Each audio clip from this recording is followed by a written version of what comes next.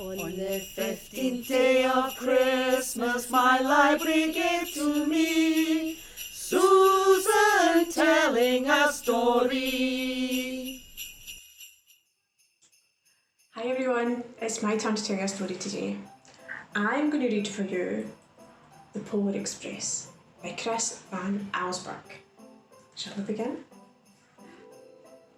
On Christmas Eve, many years ago, I lay quietly in my bed. I did not rustle the sheets. I breathed slowly and silently. I was listening for the sound. A sound a friend had told me I'd never hear. The ringing bells of Santa's sleigh.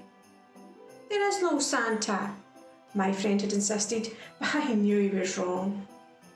Late that night, I did hear a sound, though not the ringing bells.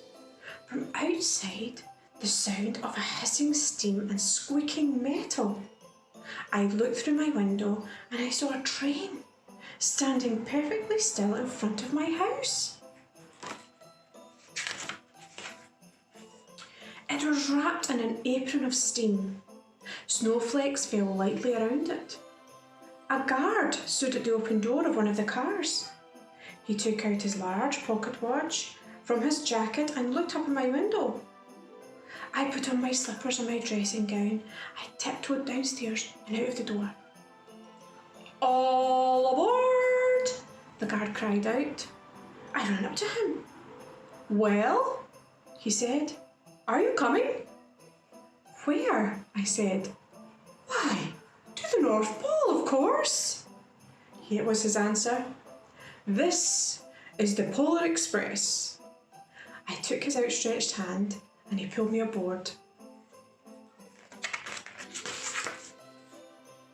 The train was filled with other children, all in their pyjamas and nightgowns.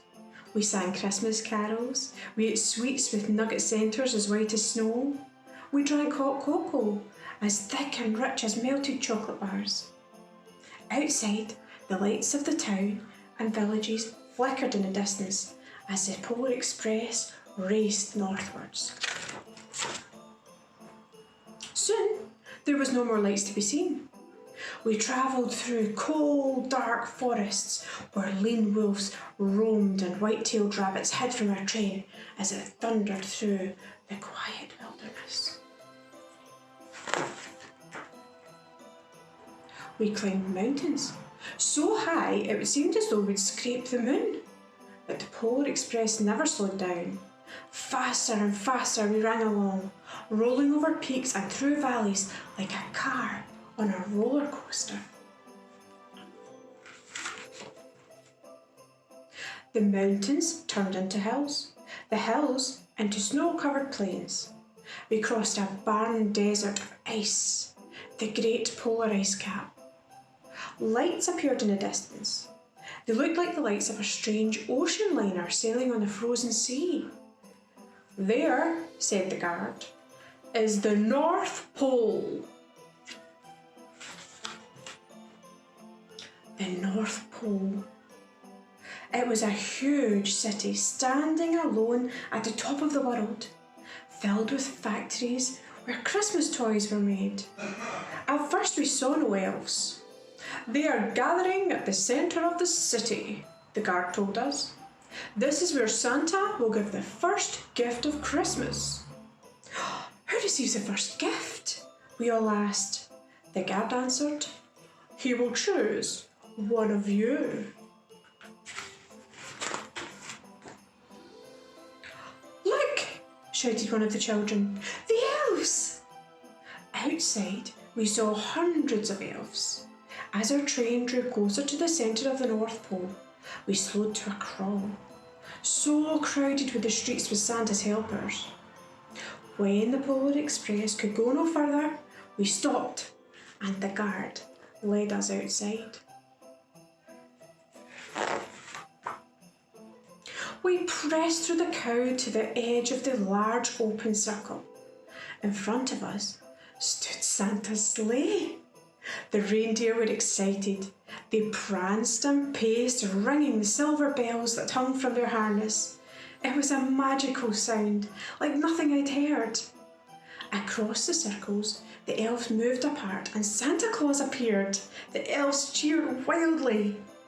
He marched over to us and pointed to me and said, "Let's have this fellow here." He jumped into his sleigh. The guard helped me up. I sat on Santa's knee and he asked, "Now, what would you like for Christmas?"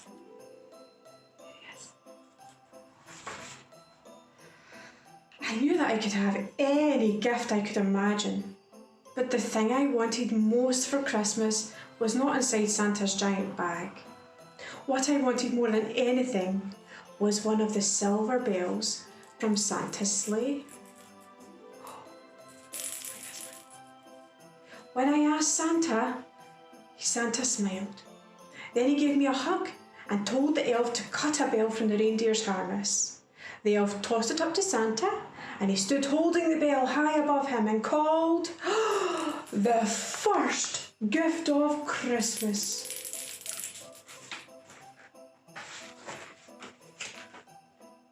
The clock struck midnight as the elves roared their approval.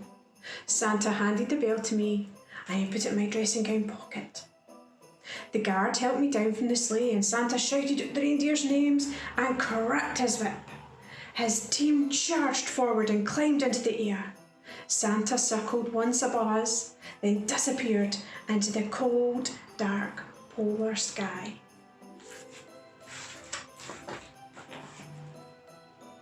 As soon as we were back inside the Polar Express, the other children asked me to see the bell. I reached into my pocket, but the only thing I felt was a hole. I had lost the silver bell from Santa's sleigh.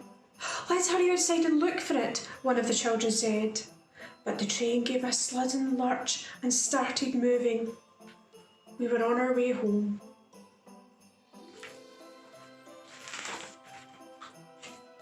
It broke my heart to lose the bell.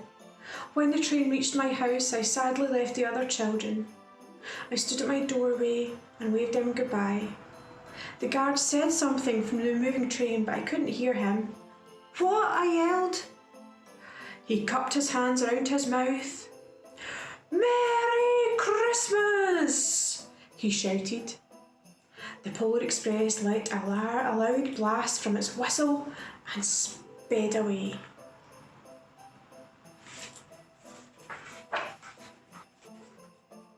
On Christmas morning, my little sister Sarah and I opened our presents. When it looked as though everything had been unwrapped, Sarah found one last small box behind the tree. It had my name on it. Inside was a silver bell and a note. "Found this on the seat of my sleigh. Fix that hole in your pocket. Signed, Mr. C." I shook the bell. It made the most beautiful sound my sister and I had ever heard. But my mother said, "Oh, that's too bad." "Yes," my father said, "it's broken." When I'd shaken the bell, my parents hadn't heard the sound.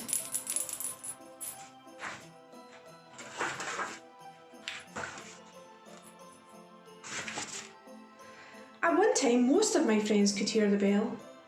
But as years passed, it felt silent for all of them. Even Sarah found one Christmas that she could no longer hear its sweet sound. Though I've grown old, the bell still rings for me, as it does for all those who truly believe. Let's see if we can hear the bell, shall we? Oh yes! Well done everybody, Merry Christmas! See you soon!